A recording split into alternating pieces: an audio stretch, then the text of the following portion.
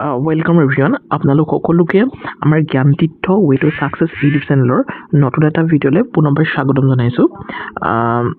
ইতিমধ্যে আপোনালোকে ভিডিঅ'টোৰ থাম্বনেইল আৰু টাইটেল দেখি গমেই পাইছে আমি ভিডিঅ'টো কিহৰ ওপৰত ডিছকাশ্যন কৰিবলৈ গৈ আছোঁ।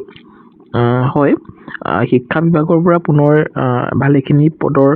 মুকলি হোৱাৰ বিজ্ঞাপন ইতিমধ্যে প্ৰকাশ পাইছে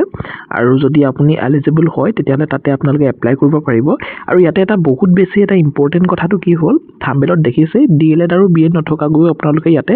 আবেদন কৰিব পাৰিব। বৰ বেছি সময় নষ্ট নকৰোঁ, আমি ভিডিঅ'টোৰ মাজলৈ আগবাঢ়োঁ। তো শিক্ষা বিভাগৰ যিটো এয়াৰফ'ৰ্চ স্কুল চাবুৱাত আছে, উজনি অসমৰ যিটো চাবুৱা, তো তাতে যিখন আছে air force school AF station Chabua Dibrugarh, তো তাতে কিছুমান পোষ্ট তেওঁলোকে ভেকেণ্ট কৰিছে। Interested and eligible candidate may apply for the following post for the academic session 2026 আৰু 27 ছেশ্যনৰ কাৰণে তেওঁলোকে এই পদসমূহ মুকলি কৰিছে। তাতে কিছুমান পোষ্ট এনেকুৱা আছে যিখিনি নেকি ৰেগুলাৰ বেচিছত দিয়া হৈছে আৰু কিছুমান তেওঁলোকে কণ্টেক্সুৱেল বেচিছতো ৰিক্ৰুইট কৰিব বিচাৰিছে। তো ইয়াতে স্পষ্টকৈ লিখা আছে TGT ছায়েন্স টিচাৰ যিটো TGT এটা পদ আছে আৰু সেইটো সম্পূৰ্ণ এইটো ৰেগুলাৰ পোষ্ট হয়। গতিকে তাতে যদি আপোনালোকে এপইণ্ট হৈ যায় তেতিয়া আৰু আপোনালোকৰ চিন্তাই নাই, হয়নে? নেক্সট আপোনালোকৰ কণ্টেক্সুৱেল কিছুমান পোষ্ট আছে। PRT কম্পিউটাৰ ইনষ্ট্ৰাক্টৰ এটা পোষ্ট আছে, PRT গেমছৰ এটা পোষ্ট আছে, PRT ড্ৰয়িঙৰ এটা পোষ্ট আছে, PRT স্পেচিয়েল এডুকেশ্যনৰ এটা পোষ্ট, PRT লাইব্ৰেৰিয়ানৰ এটা পোষ্ট, PRT HWTৰ এটা পোষ্ট আৰু NTTৰ দুটা পোষ্ট আছে। গতিকে কণ্টেক্সুৱেল বুলি যে বহুত কম দৰমহা সেনেকুৱা নহয়, ডিটেইলছত আলোচনা কৰিম। কি এডুকেশ্যনেল কোৱালিফিকেশ্যন লাগিব প্ৰতিটো পোষ্টৰ কাৰণে ডিটেইলছত আমি আলোচনা কৰিম। নেক্সট আহিলে কিছুমান পোষ্ট আছে পাৰ্ট টাইম ইনষ্ট্ৰাক্টৰৰ। ইয়াতে স্পষ্টকৈ লিখা আছে পাৰ্ট টাইম ইনষ্ট্ৰাক্টৰ, টাইকাণ্ডোৰ এটা পাৰ্ট টাইম ইনষ্ট্ৰাক্টৰ হয়, ডান্সৰ কাৰণে এজন পাৰ্ট টাইম ইনষ্ট্ৰাক্টৰ বিচাৰিছে, য়োগাৰ কাৰণে এজন, ফ্ৰেঞ্চ লেংগুৱেজ ইনষ্ট্ৰাক্টৰ এজন বিচাৰিছে ইয়াতে। Next TGT English, Hindi, math, social ছায়েন্সৰ কাৰণে লাগিব, PRT লাগিব, PRT মিউজিকৰ কাৰণে, NTT লেব এটেণ্ডেণ্ট আৰু account assistant, clerk and helper. তো এই পদসমূহ নন টিচিং ষ্টাফৰ হয় আৰু সেইখিনিতে আপোনালোকে DLED আৰু BEd নথকাকৈ আবেদন কৰিব পাৰিব। তো গোটেইখিনি ডিটেইলছত আলোচনা কৰি গৈ আছোঁ, গতিকে ভিডিঅ'টো স্কিপ নকৰাকৈ আপোনালোকে সম্পূৰ্ণৰূপে চাওক। For details of eligibility criteria visit school website. আপোনালোকে স্কুলৰ ৱেবছাইটত নিজে গৈ পিনি ভিজিট কৰিব পাৰে, নহ'লেও মই দেখাই দিম। Application along with all supportive documents to reach headmistress air force school Chabua Dibrugarh Assam 7861। এই এড্ৰেছটোত আপোনালোকে 30 জানুৱাৰীৰ আগত পঠাই দিব লাগিব দেই। তাৰমানে এইটো অনলাইন আবেদন নহ'ব, এইটো অফলাইনৰ জৰিয়তে আপোনালোকে আবেদন কৰিব লাগিব। এইখন তেওঁলোকৰ ৱেবছাইটত থকা অফিচিয়েল নটিফিকেশ্যনখন চাই লওক, মই ধুনীয়াকৈ দেখাই দিম। AF স্কুল চাবুৱা খুব সুন্দৰভাৱে ইয়াত লিখাই আছে। Recruitment employment of academic and non academic staff for the session of 2026 and 27। এতিয়া স্পষ্টভাৱে কি লিখা আছে মন কৰক। Applications are invited for recruitment drawing a selection panel following categories of academic and non academic staff for the year of the 2026 and 27। ইয়াতে স্পষ্টকৈ লিখিছে পদ খালী হৈছে ট্ৰেইন গ্ৰেজুৱেট টিচাৰ ছায়েন্সৰ কাৰণে আৰু এইটো সম্পূৰ্ণ ৰেগুলাৰ ভিত্তিক এটা পোষ্ট হয়। ইয়াতে কৈছে a master or bachelor degree from any university recognized by the govt ইউনিভাৰ্চিটিৰ পৰা পাছ কৰা হ'ব লাগিব। এটলিষ্ট 50% মাৰ্কছ থকা হ'ব লাগিব আপোনালোকৰ aggregate in a subject and 50% in the aggregate including electives and languages in the combinations of the subjects as under physics, chemistry, mathematics, botany, zoology এই গোটেইকেইখনত থকা হ'ব লাগিব 50% মাৰ্কছ আৰু এইটো সকলোৱে থাকেই। নেক্সট ইয়াৰ লগতে আপোনালোকৰ বেচেলাৰ অফ এডুকেশ্যন তাৰমানে BEd ডিগ্ৰীটো লাগিব and its equivalent from a college university recognized by the govt of India AICT UGC। তাৰমানে এই TGTৰ কাৰণে এপ্লাই কৰিবলৈ আমাৰ যিটো গ্ৰেজুৱেট টিচাৰ বুলি যে কওঁ GT হৈছিলে, সেই GTৰ কোৱালিফিকেশ্যনটোৱে ইয়াত লাগিব। তাৰমানে মাষ্টাৰ ডিগ্ৰী নালাগে TGTৰ কাৰণে। ইয়াত BSc যদি আপোনালোকে কৰিছে আৰু লগতে যদি BEdটো আপোনালোকৰ আছে দেন আপুনি এলিজিবল হয়। আৰু ইয়াতে ডিজায়াৰেবল কোৱালিফিকেশ্যনটো দি দিছে নলেজ অফ কম্পিউটাৰ এপ্লিকেশ্যন থকা হ'লে ভাল হয়, স্পেচিয়েলি MS অফিচত। ঠিক আছে। নেক্সট আপোনালোকৰ অকমান এনেকৈ দেখাই দিম নেক্সট ইয়াতে দিছে combination a master degree or bachelor degree combination subjects under any two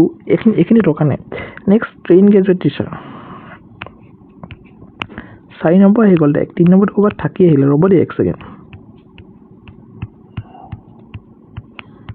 যি নহওক ইয়াত আহি গ'ল এইটো 4 নম্বৰটো তো 4 নম্বৰ ট্ৰেইন গ্ৰেজুৱেট টিচাৰ ইংলিছৰ কাৰণে সেই একেই আপোনালোকে ইংলিছত বেচেলাৰ ডিগ্ৰী হ'ব লাগিব ইয়াৰ লগতে বি এ হ'ব লাগিব ইয়াৰ লগতে বি এ থকা হ'ব লাগিব ইয়াতে 7 নম্বৰত আহি গ'ল প্ৰাইমেৰী টিচাৰ কাৰণে আপোনালোকে ছিনিয়ৰ ছেকেণ্ডাৰী পাছ কৰা হ'ব লাগিব উইথ 50% মাৰ্কছ লগতে যদি 2 বছৰীয়া আপোনালোকৰ ডিএলএড আছে তো দেন আপুনি এলিজিবল হয় লগতে ছিনিয়ৰ যদি আপোনালোকৰ ছিনিয়ৰ ছেকেণ্ডাৰী আছে আৰু 4 বছৰীয়া বিএলএড আছে তেতিয়াও আপোনালোকে এলিজিবল হ'ব লগতে যদি আপোনালোকে ছিনিয়ৰ ছেকেণ্ডাৰী 50% মাৰ্কছৰ লগতে 2 বছৰীয়া ডিপ্ল'মা ইন এডুকেশ্যন তাৰমানে স্পেচিয়েল এডুকেশ্যনত যদি আছে তেতিয়াও এলিজিবল হ'ব তাৰমানে গ্ৰেজুৱেশ্যন যদিও থাকে তেতিয়াও আপোনালোকে এলিজিবল হ'ব লগতে বি এড যদি থাকে তেতিয়াও আপোনালোকে এই প্ৰাইমেৰী টিচাৰ কাৰণে এলিজিবল হ'ব দেই গতিকে যদি বিচাৰে এইখিনি এপ্লাই কৰি ল'ব পাৰে ইয়াতে ডিজাৰেবল কৈছে knowledge of computer application specially MS অফিচত থকা হ'ব লাগিব আৰু সেইটোতো আজিকালি সকলোৰে থাকে ability to read write communicate in Hindi next cheated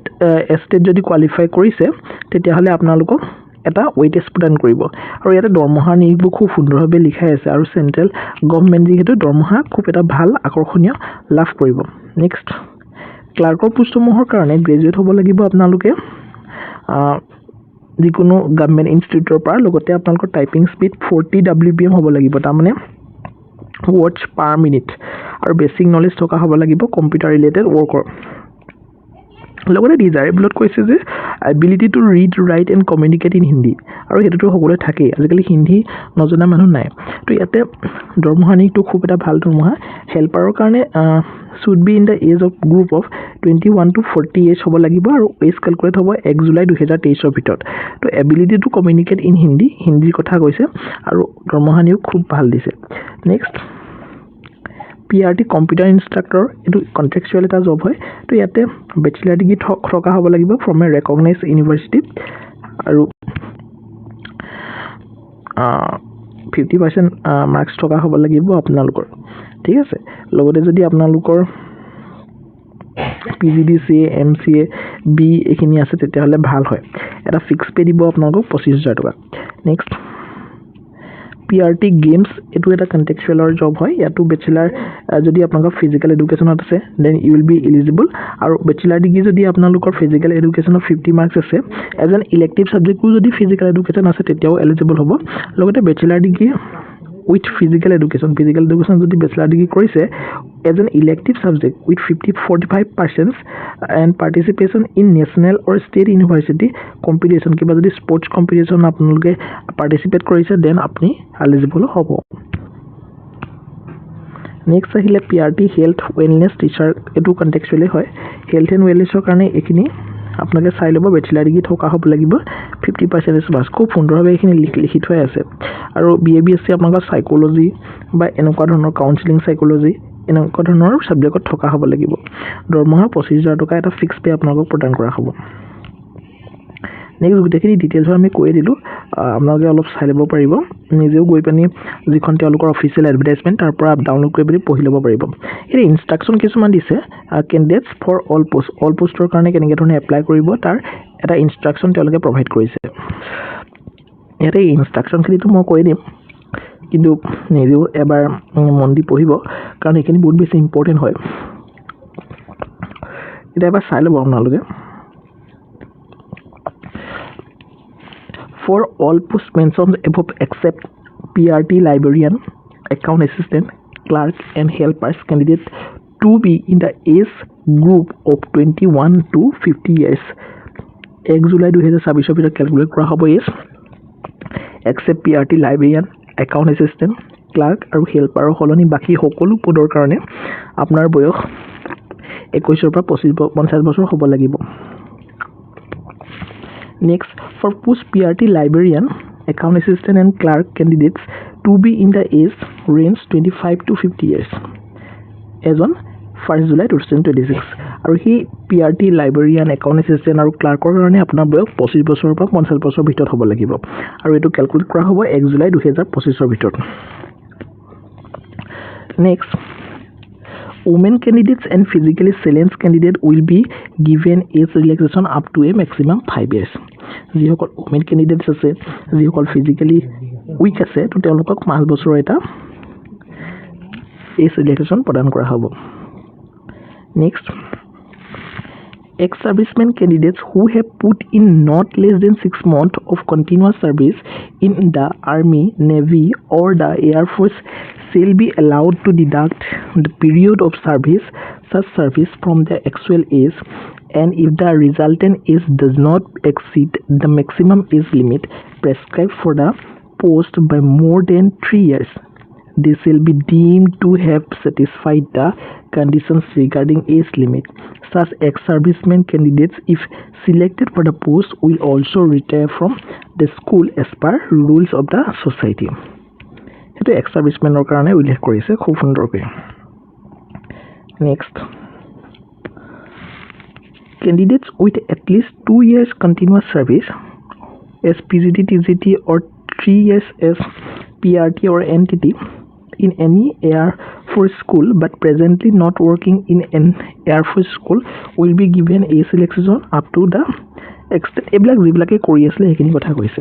next should be able to read write and communicate fluently in English except TGT Hindi TGT Sanskrit PRT games আৰু PRT drawing TGT Hindi TGT Sanskrit PRT games আৰু PRT drawing ৰ বাহিৰে সকলোৱে English fluently ক'ব পাৰিব লাগিব next all shortlisted applicants will be informed telephonically about the written test and interview at Air Force School Subway tentatively 31 January আপোনালোকৰ এক্সামটো হ'ব